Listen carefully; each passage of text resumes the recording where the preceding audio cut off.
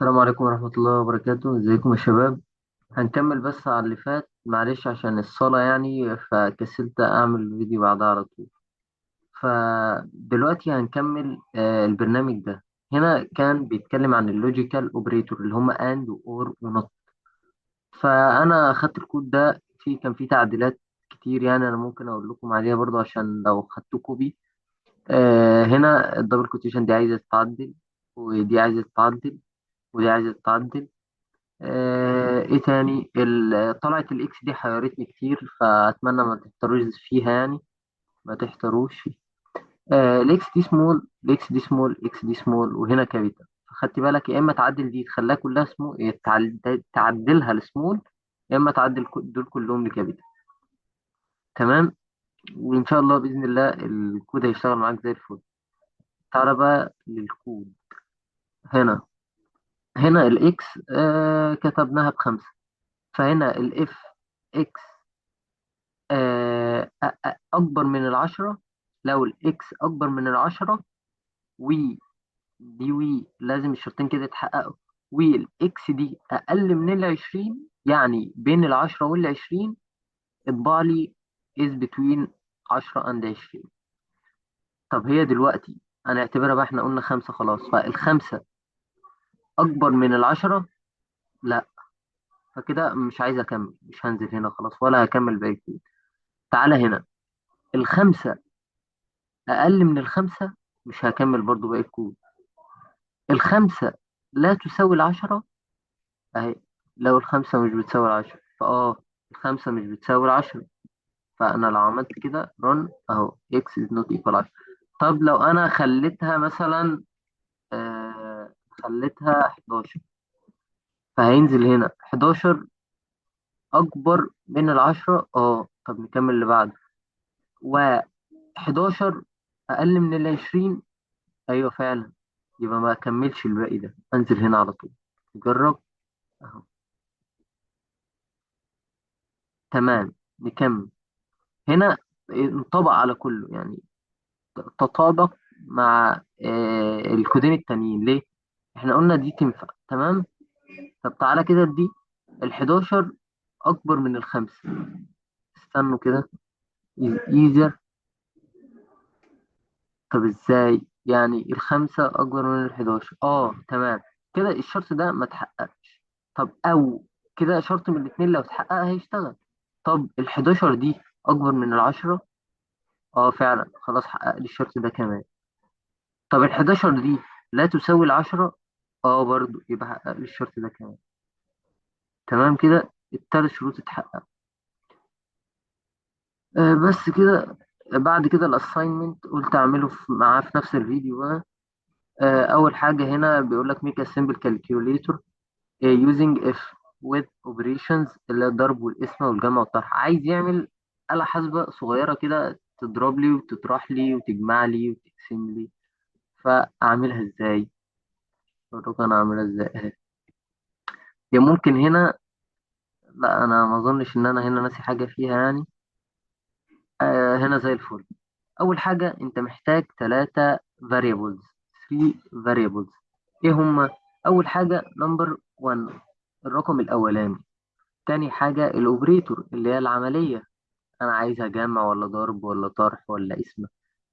تالت حاجه اللي هو الرقم التاني، يعني مثلا ده خمسة ودي مثلا ضرب، دي تلاتة، يبقى خمسة في تلاتة. محتاج التلاتة variables دول. فأول واحد، فطبعا أخليهم فلوت عشان هو حاط رقم 20، وأخليهم input عشان اللي هو عايز، هو اللي دخل الرقم.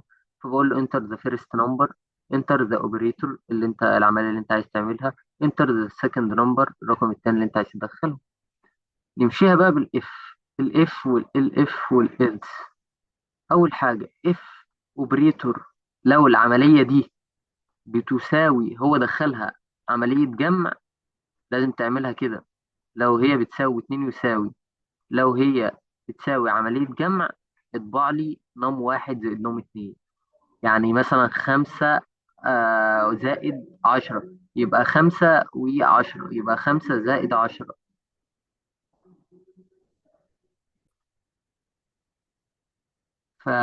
هنا عملية الجمع، فأنا بقول له اجمع لي نم واحد اللي هو أول رقم زائد نم اتنين اللي هو تاني رقم. فلو اعتبرنا ده بواحد وده زائد وده اتنين، يبقى واحد، فاحنا عملناه زائد، والرقم التاني اللي هو باتنين، فواحد زائد اتنين هيطلع لي التلاتة.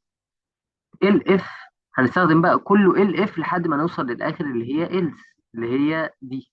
مش دي هنشوف دلوقتي هنعمل فيها ايه، يعني هي جت منين.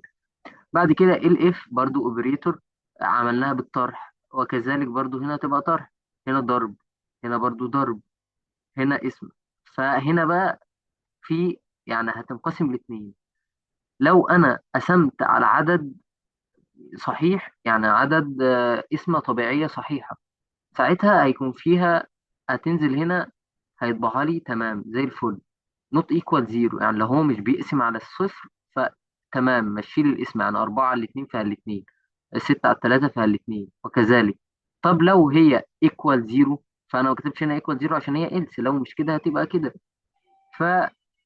فهتبقى ايه؟ ما ينفعش يقسم على صفر. تمام. اهو بيقول لك كان، انا ناسي هنا الان، كان نوت ديفايدد باي زيرو، يعني ما ينفعش اقسم على الصفر. لو قسم على رقم عادي ماشي اقسم له اهو، عادي، 3 على المليون حتى براحتك. لكن تقسمها على صفر لا، هطلع لك كده. غير ده كله بقى، غير ده كله لا، في ايرور كده. هو ما دخل، يعني لو دخل لي مثلا علامة تانية، علامة مثل الدولار ساين مثلا، علامة مثل البرسنت، مش موجودة هنا، فاديله ايرور على طول. تمام. تمام. ده أول برنامج عندي اللي هو make a simple calculator using if with operation. بعد كده write a Python program that asks the user to enter a temperature and classify it into different categories based on the value entered. If the temperature is below zero, print freezing temperature. هفهمها لكم، مش هقرا بالانجلش. هنا عايز بروجرام يسأل اليوزر انه يدخل له درجة الحرارة، وهو يصنفها على حسب الكاتيجوريز اللي عنده. فالكاتيجوريز هو مصنفها لك هنا، هو قال لك من فوق من تحت الصفر اطبع لي فريزنج تمبريتشر، تلج.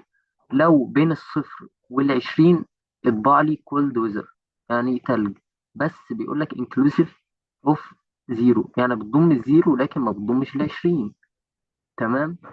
بيقول لك هنا لو التمبريتشر بين العشرين والتلاتين بس، بتضم العشرين وما بتضمش التلاتين التمبريتشر، يطبع لي ان هو مودريت طبيعي ماشي. if the temperature is 30 or higher، يعني لو اكتر من 30 او اكتر، يطبع لك ان هو hot، ان هو حار. ازاي؟ تعال نشوف هنا ازاي. اول حاجه هنا بعمل input للتمبريتشر، فهنا بفلوت عشان لو دخل لي مثلا درجه الحراره ب 27 ونص مثلا. فهنا if temperature، في حاجة هنا غلط بقى. يعني مثلا لو جينا هنا، هو بيقول لك هنا من الشروط ان هي اقل من الصفر بس ما بتضمش الصفر. اهي inclusive of صفر، لا هنا بتضم الصفر. آه لا، دي حاجة تانية. هنا بيقول لك اقل من الصفر، يعني ما ينفعش تضم منها الصفر، فما ينفعش انا اكتب هنا يساوي، تعمل اشيل اليساوي. فلو اقل من الصفر يطبع لي دي. حلو تمام. اللي بعد كده بيقول لك لو بين الصفر والعشرين يطبع لي كل دوزر، بس الصفر منها، العشرين مش منها، يبقى العشرين ما احطش فيها يساوي، الصفر احط فيها يساوي.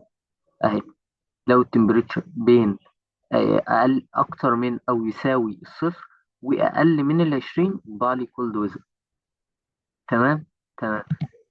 اللي بعد كده if the temperature is between 20 and 30، لو بين ال 20 وال 30 بتضم ال 20 لكن ما بتضمش ال 30، فيبقى في يساوي في ال 20 لكن ما فيش يساوي في ال 30، اطبع لي مودريت ويزر. فاهي بين ال 20، لو اكبر من ال 20 او يساويها لكن اقل من ال 30، اطبع لي مودريت ويزر. اخر واحده بيقول لك if the temperature is 13 30 اور هاير، يعني لو اكبر من ال 30، اهي يساوي ال 30 او اكبر منها، اطبع لي هوت ويزر. طب هنا انا ما عملتش هنا كونديشن ليه؟ عشان هي لو ما كانتش دول كلهم فطبيعي هي هتبقى اكبر من ال 30، ده طبيعي. فانا لو شلت كده شلت دول كده اهو. فانا لو عملت برنت حاليا، دخلتها مثلا، احنا قلنا لو عملنا 30 او فوق ال 30 هكتب مثلا انا 45. طبعا اللي كنت، وممكن برضو اعملها ب ال اف واعمل الشرط نفس اللي هو قاله، مثلا اعمل ال اف تم او تم، مثلا عايزينها اكبر من ال 30. 30 اكبر من 30 اهو.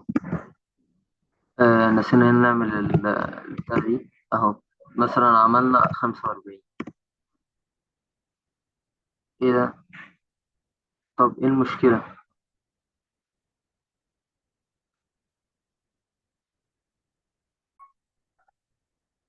فدي هخليها ان هي اكبر من ال 30، التمبريتشر اكبر من ال 30 كده. هكتب مثلا 50، المفروض يديني هوت. هي مش دول كلهم. وبعدين الشرط ده هو اللي انطبق. تمام، فانا لو عملت 50 فعلا يديني هوت ويذر. عايز مثلا اكتب 19. 18 هي جت معايا. 18 دي المفروض فين؟ المفروض في الكولد. 18 المفروض في الكولد، انا عملتها اداني كولد. تمام كده. تمام. اللي بعد كده واخر واحد ده، هو هنا عايز يعرف what will be the output if دول. يعني هو مش عايزك تكتب الكود، هو عايز يعرف بس الاوتبوت اللي هيطلع ايه، بس احنا عملناهم كود. فنشوفه هنا وبعدين نعمله كود. هنا بيقول لك لو الايدج ب 50، فهنا فعلا لو الايدج ب 50 هنعتبره هنا ب 50. فهنا 50 دي اقل من او يساوي ال 12. اقل من ال 12 ازاي؟ لا، ال 50 مش اقل من ال 12. فاكسل ده. اكبر من، اقل من او يساوي 19، لا برضه. طب اقل من او يساوي 59، ايوه فعلا، يطبع لي برنت اذر. نشوف كده بقى في العملي اهو. المفروض اكتب، هو قال لي ب 50 المفروض يطبع لي اذر. طبع لي اذر. تمام. تمام، نيجي نجرب اللي بعد كده 100. 100 دي المفروض هنا ال 100 دي اقل من او يساوي 12، لا. طب اقل من او يساوي 19، لا. طب اقل من او يساوي 59، لا برضو. طب هي مش ولا واحدة من دول، يبقى هي بتاعت الإلس. فهو يبقى سينيور. فأنا لو جربنا إن هو 100 هيطبع لي سينيور أهو. طبع لي سينيور سيتيزن.